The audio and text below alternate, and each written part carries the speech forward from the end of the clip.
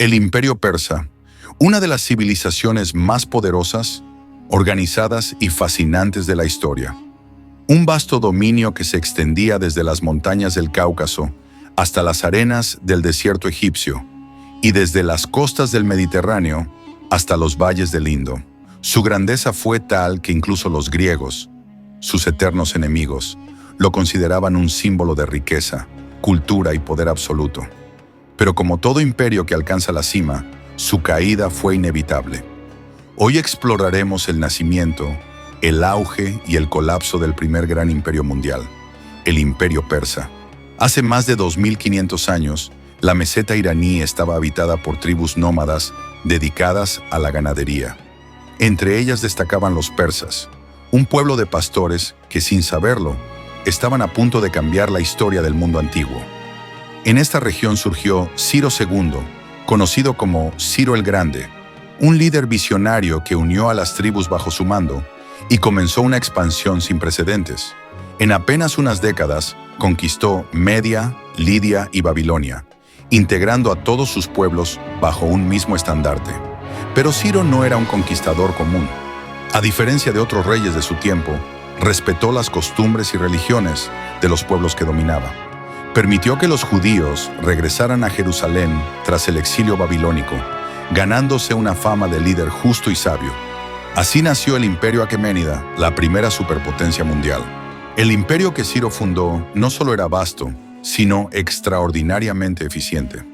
Se organizó en satrapías, provincias gobernadas por un sátrapa responsable ante el rey de reyes, título que los monarcas persas usaron con orgullo.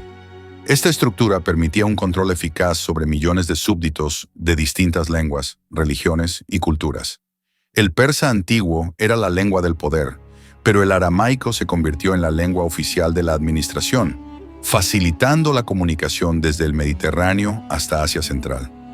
Los persas construyeron una red de caminos y postas que asombraría incluso a los ingenieros romanos siglos después. El más famoso, el Camino Real Persa, conectaba Sardes con Susa, recorriendo más de 2.700 kilómetros.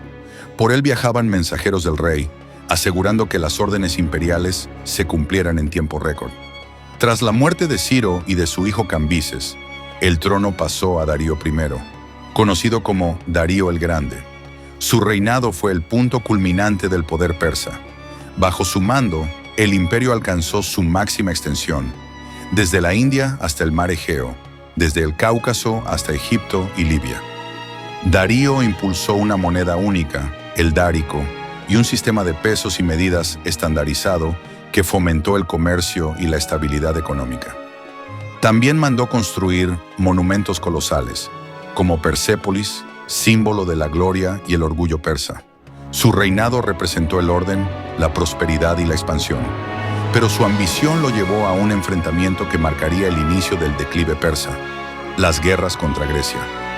Darío quiso extender su dominio sobre las polis griegas, y en el año 490 a.C. lanzó una invasión. Fue derrotado en Maratón, una victoria que los griegos celebrarían por siglos. Su hijo Jerjes primero heredó no solo el trono, sino también el deseo de venganza. En 480 a.C., Jerjes reunió uno de los ejércitos más grandes jamás vistos. Cientos de miles de hombres cruzaron el Helesponto hacia Grecia.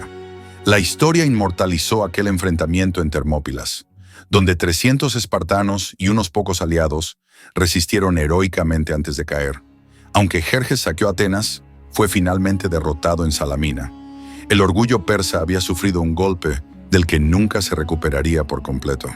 Tras Jerjes, el trono persa se convirtió en escenario de intrigas, conspiraciones y asesinatos. Los reyes se sucedían rápidamente, muchos más interesados en la opulencia que en gobernar. El sistema de satrapías, que en su momento fue la base de la estabilidad, comenzó a fracturarse. Los sátrapas actuaban como reyesuelos locales, cobrando impuestos excesivos y guardando el oro para sí mismos. El pueblo, oprimido por tributos y corrupción, comenzó a rebelarse. Egipto, una de las regiones más ricas, se alzó varias veces contra el dominio persa, debilitando las arcas imperiales. Los recursos destinados al ejército se agotaban, los soldados se desmoralizaban y la unidad que alguna vez hizo grande al imperio se desvanecía. La economía persa se hundió en una espiral de impuestos, deudas y hambrunas.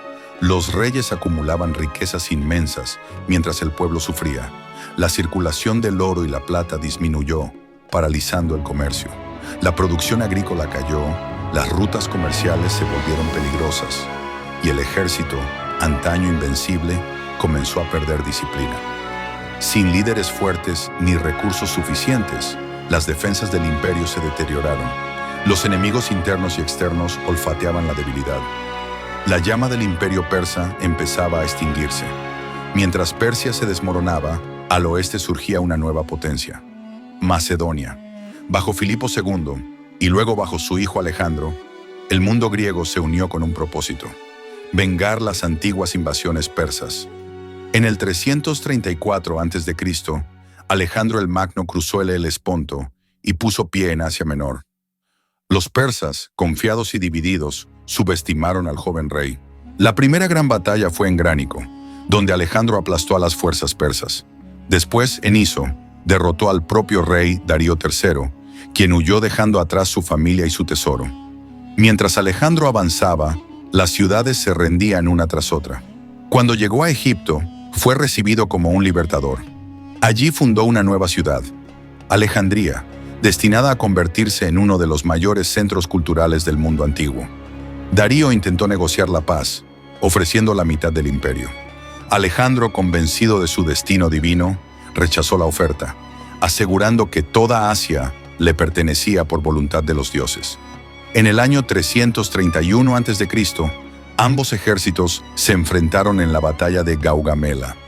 Fue una de las confrontaciones más decisivas de la historia. Aunque los persas superaban en número a los macedonios, la estrategia de Alejandro fue impecable. El ejército persa colapsó y Darío III huyó, solo para ser traicionado y asesinado por sus propios hombres.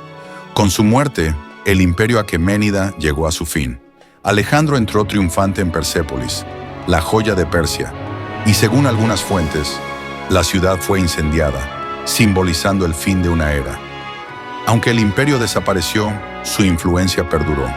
Su modelo administrativo, su respeto por la diversidad cultural y religiosa, y su sistema de comunicaciones fueron imitados por imperios posteriores como el romano y el bizantino. Alejandro, tras conquistar Persia, adoptó muchas de sus costumbres y mantuvo parte de su estructura de gobierno. De hecho, algunos historiadores lo llaman el último de los aqueménidas. El imperio persa había muerto, pero su legado seguía vivo, transformando el mundo antiguo para siempre. La historia del imperio persa es una lección eterna sobre el poder, la ambición y la fragilidad humana. En su ascenso, demostró que un imperio puede construirse sobre la tolerancia y la organización. En su caída, enseñó que ninguna grandeza resiste la corrupción interna y la pérdida de propósito. Desde Ciro el Grande hasta Alejandro Magno, la historia persa nos recuerda que los imperios no se destruyen solo desde fuera, sino desde adentro. Si te apasiona la historia de las grandes civilizaciones, sus secretos y caídas, suscríbete y activa la campana para no perderte los próximos episodios. Gracias por acompañarnos en este viaje al corazón del antiguo imperio persa. Hasta la próxima.